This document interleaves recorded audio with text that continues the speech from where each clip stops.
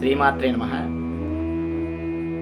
చాలామందికి ఇప్పుడున్నటువంటి సమస్యలు జాతకరీత్యా ఏలినాటి శని, అర్ధాష్టమ శని, ఇటువంటి సమస్యలు బాధ పెడుతూ ఉంటాయి. శనేశ్వరుడు అనగానే అందరూ భయపడుతూ ఉంటారు. కాబట్టి నీ జాతకరీత్యా శనేశ్వరుడు, అర్ధాష్టమ శని కానీ ఏలినాటి శని కానీ మనం జీవితంలో ఉన్నప్పుడు శనేశ్వరుని యొక్క అనుగ్రహం మనం పొందాలి, శనేశ్వరుడు యొక్క ప్రభావం మనం తగ్గించుకోవాలి అంటే ఒక మార్గం ఉంది. అదేమిటి అంటే శనివారం నాడే అని ప్రత్యేకించి ఎందుకు చెప్తున్నానంటే మిగతా రోజుల్లో శనేశ్వరుని ఆరాధించకూడదు అని కాదు.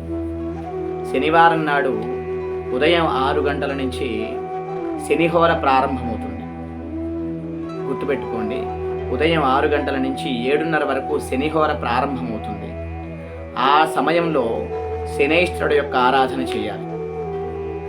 ఏ విధంగా శనేశ్వరుని ఆరాధించాలి, ఏలినాటి శని, అర్ధాష్టమి శని దోషాలు ఎలా తొలగించుకోవాలి అంటే ఆ రోజు ప్రాతకాలం అందే 6 గంటల్లోపే అని ఆ శనిహోర ప్రారంభం అవ్వకముందే స్నానం చేసి భగవంతుడి దగ్గరికి వెళ్ళి, అంటే ఒక దేవాలయానికి వెళ్ళి ఒక ఇనప మూకుడు, అందులో నువ్వుల నూనె పోసి ఒక చిన్న మేకు అందులో వేసి, అఖండం ఒత్తి ఉంటుంది, అది అందులో వేసి వెలిగించాలి.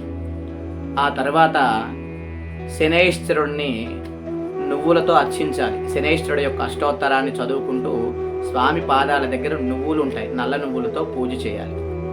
తర్వాత స్వామికి ధూపం ఇచ్చి బెల్లం నైవేద్యంగా పెట్టండి, లేదా నువ్వుల ఉండ కానీ, బెల్లం పాకంతో చేసిన నువ్వులుండ, బెల్లము నువ్వులు కలిపినటువంటి పొడి కానీ, ఈ విధంగా నువ్వులు బెల్లం ఉన్నటువంటి మిశ్రమాన్ని స్వామికి నైవేద్యంగా సమర్పించి ఆ రోజు ఎవరైనా బ్రాహ్మణుడికి నువ్వులు దానం చేయటం, లేదంటే బెల్లాన్ని దానం చేయటం, లేదంటే ఇంకా విశేషం ఏమిటి అంటే ఆ బ్రాహ్మడికి స్వయం పాకం ఇచ్చినా కూడా, అంటే బియ్యము, కందిపప్పు పదార్థాలు మీ శక్తి కొలది కూరలు ఏవైతే పదార్థాలు ఉంటాయో బ్రాహ్మడి వినియోగించుకోవడానికి అవి దానం చేయవచ్చు.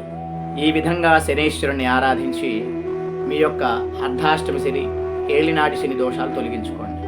అంతేకాకుండా ఇంకొక విషయం ఏమిటి అంటే కర్మ ప్రారంధాన్ని మీరు తప్పక అనుభవించాల్సి ఉంటుంది.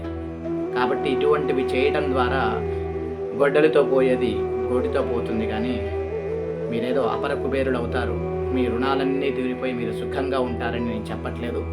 కానీ కొద్దో గొప్ప మన యొక్క ఆ దోషాలు తొలగిపోతాయని చెప్పేసి నేను చెప్తున్నాను.